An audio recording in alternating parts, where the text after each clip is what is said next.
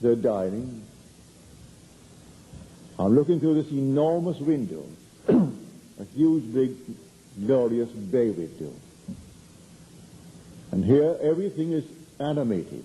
The leaves are falling, the grass is moving, the bird is flying, the diners are dining, the waitress is walking, and everyone is animated, and they're all dining and having fun. But now I'm on a different level. They don't see me. I'm seeing them from an entirely different level.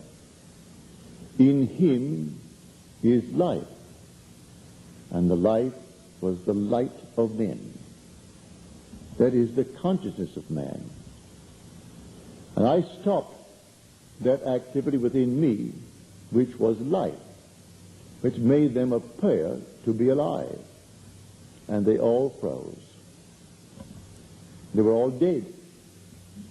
So they were dead while they were alive. They were not animated by anything that they thought. They thought the beating of their heart was because they ate proper food. Or they were doing this and doing that and doing the other. And I knew at that moment not one of them lived outside of me. I knew that I was the life of the light that animated those bodies, all of them. As I released the activity within me which I had arrested, they all continued to fulfill their intentions. I knew I could have changed the intention, but I had them frozen.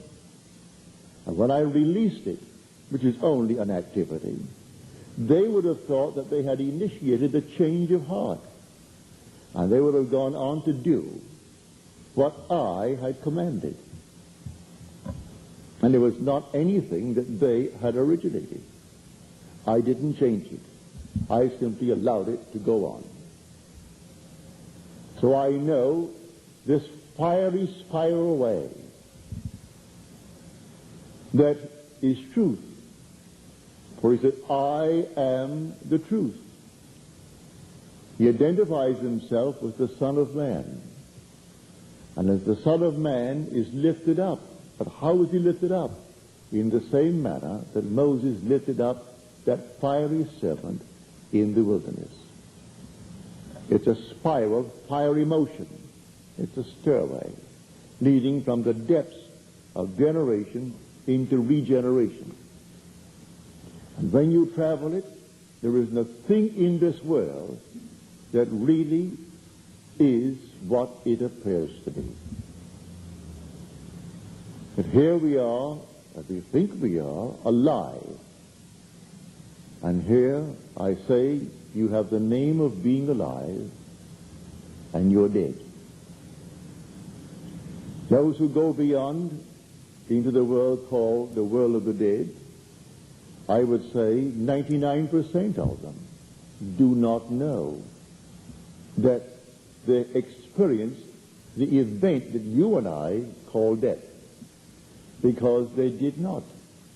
Nothing dies. The little flower that I put in my lapel, and all of a sudden it withers. At the end of the day, it's withered. And I take it out and I discard it. The flower that blooms once blooms forever. Can't die. Nothing can die. So how could it be told, if it had the intelligence to understand, that it died? It's blooming. How can you say to something that is blooming that it died?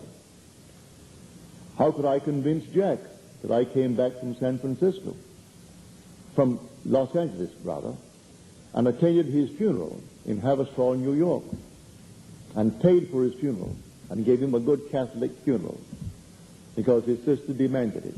She didn't pay for it, but she demanded that kind of a funeral. I would have cremated him and taken his ashes and thrown them away. But no, she wanted a good Catholic funeral in holy ground. All right, I paid for it. He's in holy ground. And the priest and all came by, and the sister got down and kissed that dead body, got down on her knees, never saw the man, For years, they never spoke to each other. In fact, they disliked each other. But here came the moment, and she got down on her knees and she embraced her brother and she kissed that dead body. And I walked by, not stopping because that's not Jack. He discarded that little garment as I will discard this suit one day. But he doesn't know that he died. He shirked all obligations in this life. He refused to assume any responsibility. And he died just as he lived here, just a child. He died at the age of 50. I would say to Jack, here's the money. Take Vicky out to the park and show the monkeys and show the animals in the little zoo in Central Park. We lived on 55th Street, and the park began at 59th. Take her in and show the things. I would walk down the street. He came on back. Many a time I saw this. Took her into a little drugstore, and he ordered up, say, a milkshake, chocolate milkshake. Asked the man for straw. There was 2 straws in one little container. He would break the thing out, give her one, he would take the other, and play a game. See who can finish it first. Well, he drank the whole thing. Give her one little straw, and little Vicky, about 3 years old, she with one straw, and this big man in his 40s, and he is putting his mouth there, and he's drinking the whole thing. That's Jack. He's the same Jack. No transforming power in death whatsoever. So, that statement in the 3rd chapter is true. We haven't found the original. If you ever find the original of this marvelous book, then a complete radical change must take place in this world concerning what man worships as Jesus and as the Christ. I have told my best, or the best that I can tell it, my own personal experience, that must be found in one of those original documents, the true Son of God, that resultant state that reveals God as your own wonderful being, and that is the Lord Jesus. No change of identity. You're still the being that you are, but you are I am. That's the being that you really are. And that Son that comes to reveal you as God the Father is the eternal David, the resultant state of all your experiences as man. Now, it frightens people to entertain the thought, but you are an immortal being. You are on all the levels, but you are sung to sleep on this level, the level of generation. And when you awake on this level, you will have that fiery spiral stairway, and you'll do it in the twinkle of an eye when you go up. And then you'll have these experiences that nothing in your world as you ascend remains imperfect, because you are perfect. No matter where you go, everything is transformed instantly. You don't work upon it. You do not a thing. You don't raise one finger to make it perfect. You are perfect, and everything in your world is made perfect. But everything. You can conceive the beauty that's in store for you because of your beauty, because you're glorified. And wherever you go, everything is made perfect without its consent. That's heaven. Heaven is simply the radiation of yourself.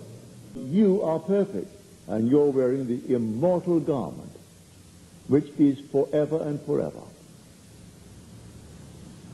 And so, you have the name of being alive, and you're dead. And I read unnumbered comments on it, all these commentaries. Not one understands what it's all about, because they're men without vision. And our Bible today is nothing more. You can't find 2 copies preceding the invention of the printing press that are duplicates. They could be done in the same day, the same month, but by different scribes.